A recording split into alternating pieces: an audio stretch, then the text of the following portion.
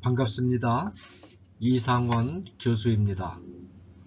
오늘의 주제는 학생 때는 연애를 하지 않는 것이 좋은 건가요? 입니다. 이 주제는 청소년 미래 세대의 고민 2부 친구, 연애, 결혼 6개 주제 중에서 첫 번째 주제입니다.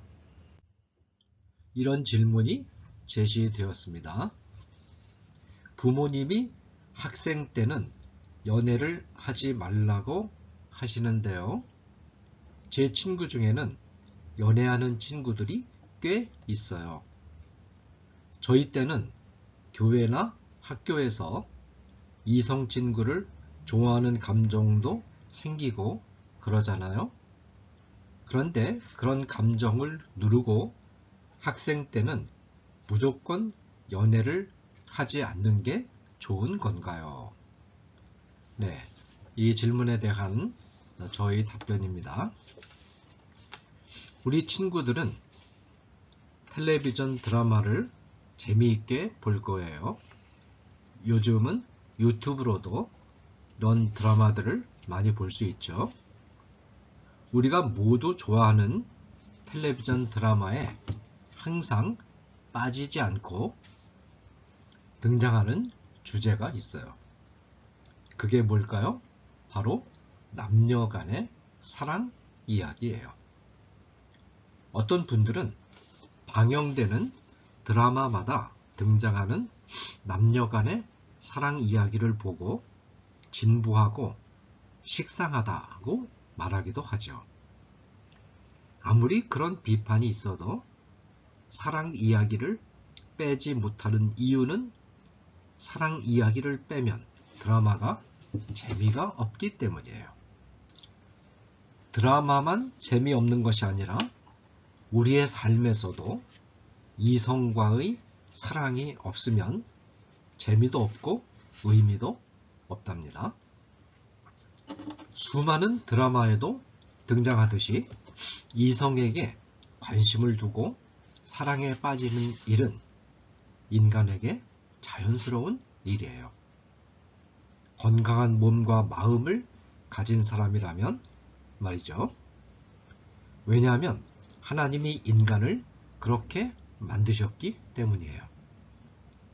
하나님은 남자인 아담을 만드신 후에 아담 혼자 사는 것을 좋지 않게 여기시고 남자를 돕는 배필로 여자인 하와를 만드셨어요. 이 세상에서 만나게 되는 다양한 인간 관계가 있지만 그 중에서 우리의 삶에 가장 큰 의욕을 불어넣어주고 무엇과도 바꿀 수 없는 행복과 즐거움을 안겨주는 관계가 바로 이성과 나누는 사랑이에요.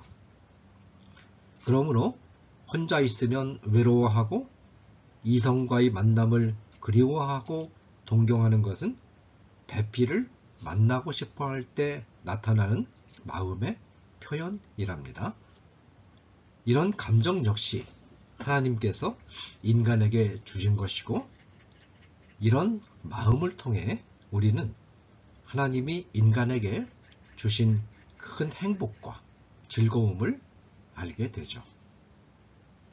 우리 친구들이 이성교제를 하고 싶어 하는 마음은 하나님이 주신 소중한 선물이에요. 우리 친구들은 아주 소중한 선물을 받았을 때 그 선물을 어떻게 하나요? 아무렇게나 함부로 다루지 않을 거예요. 소중한 선물일수록 잃어버리거나 깨지지 않도록 아주 조심스럽게 다루고 꼭 필요할 때만 사용할 거예요. 이성교제를 하고 싶어하는 마음도 마찬가지예요. 즉, 이성교제를 신중하게 해야 하는 이유는 이성교제가 부끄럽고 나쁜 것이기 때문이 아니에요. 하나님이 주신 너무나 소중한 선물이라서 꼭 써야 할 때를 잘 분별하면 하나님의 자녀로서의 바른 삶을 살 수 있지만, 이 선물을 쓰지 말아야 할 때 마구잡이로 쓰게 되면 이 선물이 훼손되는 것은 물론 삶 전체가 혼란에 빠질 수 있어요. 이성 간의 사랑이라는 소중한 선물은 우리의 신앙과 영혼이 성숙했을 때 사용하는 것이 가장 좋지만, 만약 학생 때 이성 교제를 하게 된다면 주님께 지혜를 구하며 여러 가지 면을 고려해야 한답니다. 첫째로, 이성 친구와 개인적으로 따로 만나는 것보다는 여러 명의 친구와 같이 어울리는 것이 바람직해요. 특히 교회 친구들과 교회 일을 하기 위하여 만나는 것도 좋은 일이고요. 여러 명이 같이 어울려 교제할 때 특별히 마음에 들고 가까이 해보고 싶은 이성 친구가 있더라도 개인적으로 만나는 것보다 마음속에 그리움으로 간직해 두고요. 만남은 여러 명이 함께 어울리는 것이 좋아요. 마음으로 누군가를 그리워하고 좋아하는 것은 우리 친구의 마음을 따뜻하게 만들고 오히려 공부하는 일에도 도움이 될 수 있어요. 이런 경우 고등학교 졸업 때까지 그렇게 하다가 고등학교를 졸업하고 이제는 자기 인생에 어느 정도 책임질 수 있는 때가 되었다고 생각될 때 정식으로 데이트를 신청해 보면 어떨까요? 둘째로, 이성 친구와 개인적으로 만나는 상황으로 발전했다면 매우 신중해야 한답니다. 우리 친구가 아직 어려서 시간과 감정을 조절하는 것이 어려울 수 있기 때문이에요. 이때는 두 사람 모두 정신을 바짝 차려야 해요. 아직 미래를 위하여 공부하는데 많은 시간을 사용해야 할 때이므로 두 사람이 만나서 공부를 열심히 하도록 서로를 격려하고 다짐하는 대화를 하면 좋겠죠. 할 수 있다면 서로 만나는 시간도 정해서 공부에 지장이 없도록 하면 좋고요. 이때 특히 두 가지를 말씀드리고 싶어요. 하나는 하나님을 믿지 않는 이성 친구와는 개인적으로 만나지 않기를 바라요. 믿음이 서로 다를 때 생기는 관점의 차이는 우리 친구가 감당할 수 없을 만큼 크기 때문이죠. 다른 하나는 어떤 경우에도 성관계를 가져서는 안 된다는 거예요. 이 점은 중요하기 때문에 좀 더 설명하겠어요. 이성교제를 하고 싶어하는 마음 가장 깊은 곳에는 이성의 성과 성관계에 대한 호기심이 자리 잡고 있어요. 우리 친구들은 성관계를 가지면 아주 행복한 감정을 맛볼 것이라는 기대와 환상을 가질 수 있어요. 특히 남학생들은요. 사실 성관계를 할 때 느끼는 감정은 하나님께서 인간에게 주신 선물이기도 해요. 그런데 실제로 성관계를 했을 때 느끼는 행복의 순간은 그렇게 길지 않아요. 짧은 시간 행복한 감정을 느끼고 나면 전혀 예상하지 못했던 감정이 찾아오죠.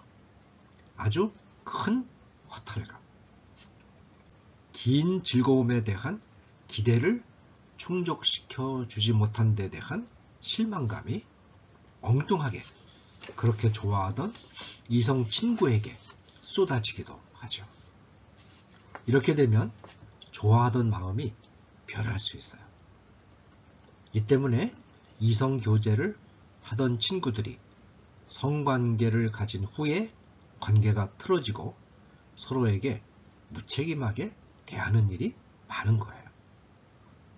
따라서 성관계는 반드시 결혼이라는 제도적 보호장치 안에서 이루어져야 해요. 결혼은 서로 존중하고 서로에게 책임을 다하겠다는 결심과 약속이기도 하고, 결혼하게 되면 어떤 상황에서든 서로의 감정과 이성을 다듬어 나갈 기회가 있기 때문이에요.